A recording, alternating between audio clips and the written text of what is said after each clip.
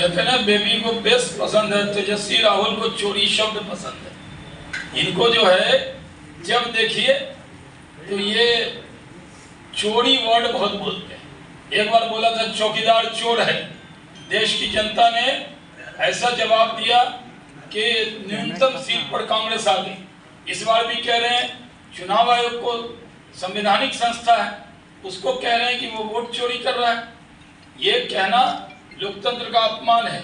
SIR मुद्दे पर तो इलेक्शन कमीशन ने एड्रेस कर दिया, उसकी वो इशू एड्रेस हो गया। लेकिन राहुल गांधी ने जो फर्जी डाटा देकर प्रेस कॉन्फ्रेंस किया था वो पूरी तरह झूठ था। सीएसडीएस का वो जो रेफरेंस लिया था वो भी पूरी तरह गलत था और इससे वो एक्सपोज हो गए। अनुराग ठाकुर आपके मंत्री हैं, उन्होंने भी आयोग को चोर कहा है, आप उस पर क्या कहते हैं? नहीं, उन्होंने चोर नहीं कहा। एकदम कहा है।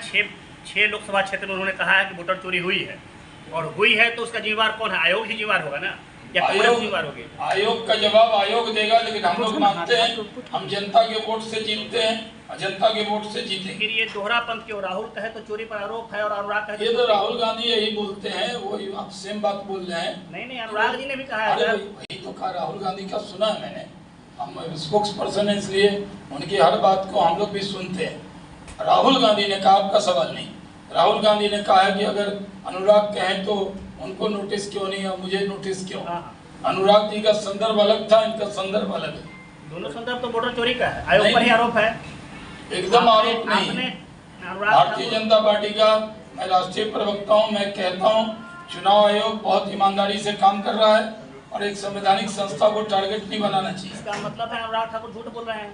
अनुराग ठाकुर ने जो कहा वो सही से समझ नहीं पाए लोग। अनुराग ठाकुर का ये कहना नहीं था। वोट चोरी को लेकर आगामी चुनाव में कितना असर कर सकता है, विपक्ष कितना प्रभावी हो सकता है? कोई प्रभावी नहीं। उनकी यात्रा मुजफ्फरपुर आ रही है, कल देख लीजिएगा। उसकी यात्रा के बाद भी मैं प्रेस कॉन्फ्रेंस करूंगा। उनके यात्रा में कांग्रेस के वर्कर हैं, उनके यात्रा में उनके जो अर्बन नक्सल सोच के लोग हैं वो हैं, उनकी यात्रा में उनके जो सिंपैथी रखने वाले लोग हैं वही हैं। आम लोग, आम बिहार के लोगों ने राहुल गांधी की यात्रा को पूरी तरह रिजेक्ट कर दिया। अच्छा, एसआईआर पे आप लगातार विपक्ष पे हमलावर है, लेकिन ऐसे में मुजफ्फरपुर में कई ऐसे प्रतिनिधि है जिनके घर पे भी और शहर में भी दोनों जगह आईडी कार्ड मिलने की पुष्टि हुई है। इसके एक जगह से डिलीट कर लेना चाहिए, एक ही जगह रखना चाहिए। राहुल गांधी से जब पूछा गया कि क्या तेजस्वी यादव मुख्यमंत्री के उम्मीदवार होंगे तो राहुल गांधी ने कन्नी काट दिया। तब से तेजस्वी यादव का चेहरा बहुत उदास दिख रहा है। जब उनके गठबंधन के लोगों को भी लगता है कि अगर तेजस्वी यादव का नाम लेंगे तो जंगल राज की याद आ जाएगी, कोई उनके साथ नहीं होगा। इसलिए कांग्रेस पार्टी तेजस्वी यादव के नाम पर सहमत नहीं हो रही। इस यात्रा में सबसे बड़ा इनके मंथन से जो सबसे बड़ा अमृत यही निकला है कि राहुल गांधी ने तेजस्वी यादव को मुख्यमंत्री का उम्मीदवार मानने से भी इनकार किया। हम लोग अच्छी तरह जानते हैं कि राहुल गांधी भीड़ नहीं मिल रही है तो खेत में चले जाते हैं, मखाना देखने लगते हैं। उनको ये पता नहीं है कि मखाना को अंतर्राष्ट्रीय स्तर पे पहुंचाने का जिम्मा नरेंद्र मोदी जी ने लिया है। मखाना बोर्ड भी बना रहे हैं, जो काम कांग्रेस ने कभी नहीं किया। वो बुलेट पे घूम रहे हैं, उनके बगल में जो बुलेट राजा हैं तेजस्वी यादव, वो उदास उदास उनके साथ चल रहे हैं। कोई नतीजा निकलने वाला नहीं है। इस यात्रा में सिर्फ वर्कर की यात्रा है उनके। आम लोगों ने इस यात्रा को पूरी तरह रिजेक्ट कर दिया। इस यात्रा में वो मुजफ्फरपुर भी या आगे भी जिस जिले में जाने वाले हैं, बिहार में काम करके दिखाया है। राज्य सरकार ने भी पीएमसीएच का उद्धार किया है। 5000 बेड का हॉस्पिटल, सबसे बड़ा विश्व का दूसरा सबसे बड़ा हॉस्पिटल बनने जा रहा है। अब तक 50 लाख से ज़्यादा युवाओं को नौकरी दी है।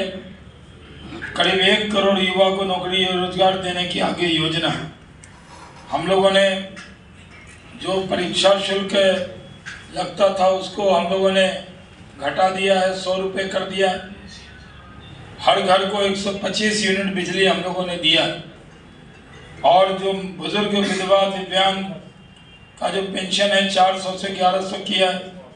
सरकारी नौकरियों में महिला के लिए 35% आरक्षण देने का काम किया और बिहार पुलिस में भी 30% से ज़्यादा महिलाओं की भागीदारी दी। हम लोगों ने रसोइया का भी मानदेय बढ़ाकर 3300 कर दिए।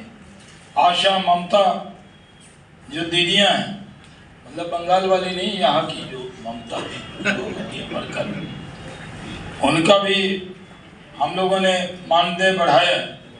जीविका दीदियों को जो लोन मिलता था उसको 10% से घटा के 7% कर दिया। मुजफ्फरपुर में भी 570 करोड़ की लागत से होमी भाभा कैंसर अस्पताल अनुसंधान केंद्र का 22 अगस्त को उद्घाटन किया है। बिहार में कैंसर के इलाज के लिए ये मील का पत्थर साबित होगा। मुजफ्फरपुर में भारत सरकार के डाक विभाग के 150वीं वर्षगांठ पर जीआई टैग उत्पाद के तहत डाक टिकट जारी किया है। 2018 में जीआई टैग दिया जा चुका है। मुजफ्फरपुर के शाही लीची की स्थापना जीआई टैग के साथ की। मुजफ्फरपुर रेलवे स्टेशन को वर्ल्ड क्लास बनाया जा रहा है। मुजफ्फरपुर मेट्रो का निर्माण भी जल्द होगा। बिहार सरकार 1700 करोड़ की लागत से मझौल में बखरी तक 17.5 किलोमीटर का रिंग रोड को मंजूरी दी है, जिससे दरभंगा, वैशाली, पटना, सीतामढ़ी का आगमन आसान हुआ है। 3000 करोड़ की लागत से बन रहा मुजफ्फरपुर बरौनी 102 किलोमीटर 4 लेन मुजफ्फरपुर पूर्णिया यात्रा के लिए 5 से घटकर ये 3 घंटे हो जाएगा। उत्तर बिहार में औद्योगिक कनेक्टिविटी को इससे आसानी होगी।